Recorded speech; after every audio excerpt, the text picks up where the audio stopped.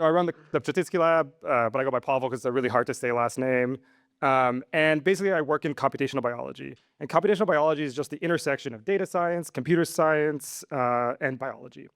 In my lab, at least, we try to think of questions sort of in a biologically forward way. So we want to ask a biological question first. And sort of the main question that drives a lot of what we think about is how genotype leads to phenotype. So genotype is your DNA, your genes, and we want to understand how changes in your DNA can lead to changes like developing cancer or having blue eyes or anything like that, right? So genotype to phenotype, what you have in your DNA versus what you actually observe physically. Now, this is a really hard question because your DNA is 3 billion base pairs long, right? So that's a lot of data you could potentially collect along any individual.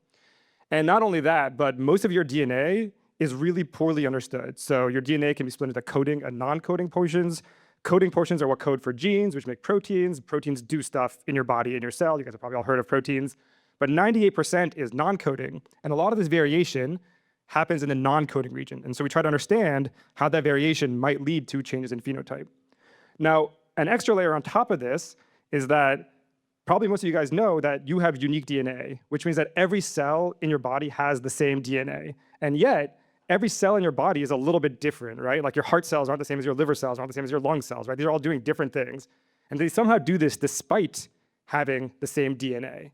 And so this is why we're really interested in studying these non-coding variants, this non-coding variation, to try to understand what allows this to happen. And this is especially interesting in the context of development and in the context of disease. What is going wrong to make your heart cell turn into a fibrotic heart cell, an unhealthy heart cell? Now, as Ozzer pointed out, we're living in the age of huge data, big data. And this is, I think, especially true in biology. So I guess the new students here weren't alive when this happened, probably, but in 2000, the first whole human genome was sequenced. But since then, we've sequenced tens, hundreds of thousands of whole genomes. And we've done this in the context of many, many diseases, right? So we have the data, finally. We have tons and tons and tons of data. And we can measure this data in lots of modalities, which I'm not going to get into, but biologists are really smart. They figured out new things to measure inside cells, inside bodies.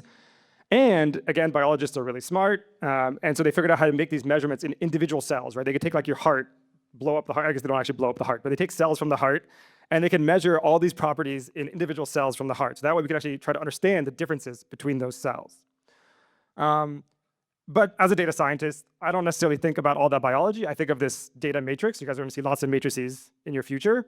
And so I think of the data as a matrix, right? And so you can have data that is some genetic data collected across a bunch of individuals, and your data might look like this. But the problems we really deal with are when the data looks like this. And so at some point, you guys are going to understand why this is a big problem. But the big problem here is that you have a lot more features that you want to understand than the number of individuals you could possibly measure. The way I like to think about this is your DNA is 3 billion base pairs long, and there's only 6 billion people on Earth. So how are you really going to get enough data on every DNA base across all people, right? There's no way. You'd have to study every single person, and that's just not feasible. And so that's why this is a huge problem for us. Now, we try to address this problem by studying this across modalities, right? So these modalities can sort of stack, and they can learn a little bit from each other. And we also try to learn more by thinking about individual cells and not individual people, because there's a lot more cells. There's actually like 1 trillion cells in any individual. So you can actually get a lot more data if you think on the cell level instead of the individual level. But as you think about smaller units of organization, like instead of people, you think about cells, the data matrix actually looks more like this, where it's mostly missing entries. It's mostly empty, right? And again, now this suddenly looks like a huge problem. And this is exactly the kind of problem that data scientists are supposed to answer, right? We have all this data, but all this technical issues with it that we want to understand. And so what we do in my lab is we basically come up with algorithms to study these kinds of questions. How can we use all this data to learn something about human biology, animal biology, biology in general, genetics? And we do that mostly by trying to understand how healthy individuals differ from diseased individuals. And we do this in a few ways. At a very high level, we might compare whole population level differences between healthy and disease. We might look at individual differentiation between the same data collected from one individual at a different time point. Or we might look at cellular differentiation. So for example, looking at a bunch of hearts and looking at the cells in those hearts and seeing how they differ. And we try to drive this all by trying to build interpretable models, right? We want to understand like the causal biology behind these differences. So I'm going to really, really quickly show you one example. I like this example because it covers a lot of data science ideas that you guys will all learn in the classes here. And so it's called CellWalker. It integrates single cell and bulk data, and it does it using graph theory, which you guys are going to learn a little bit about at some point. And so the key thing first you guys need to understand for this to make sense is what it means to collect bulk and single cell data. And so you can imagine that reality, if reality looks like this cake, right, which is like a fruit cake with all this kind of fruit on it, we can't directly study this cake in biology, right? That's like your cat or your person, right? You can't just study that person directly, so you have to take samples from that person.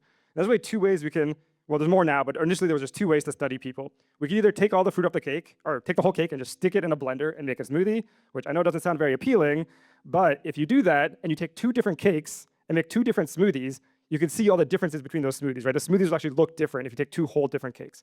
That's what we call bulk sequencing. That's taking the entire thing and seeing the entire difference. The other thing we could do is what I alluded to earlier that biologists had discovered, which is single cell sequencing, studying individual cells. And that's kind of like picking individual fruit off the cake and counting what fruit exists. And when you do that, it's really hard to see these large differences between healthy and disease, but you can actually study the individual fruit, right? You can see what the individual components of that cake were. Now, these have advantages and disadvantages that I'm not going to get into, but the idea behind the method we developed was to combine smoothies with counting fruit. And we did that using a graph, right? So we came up with this method to combine those two things to really understand something about biology. And we call that cell walker.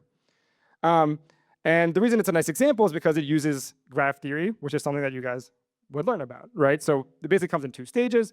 First, we build a graph in a really clever way to try to encode all the biological knowledge. And then we do something called a random walk. And a random walk, you could just imagine, is like a person walking across the graph, and you count how often they end up in each place. And this is literally a method you guys will learn in DS 210, I think.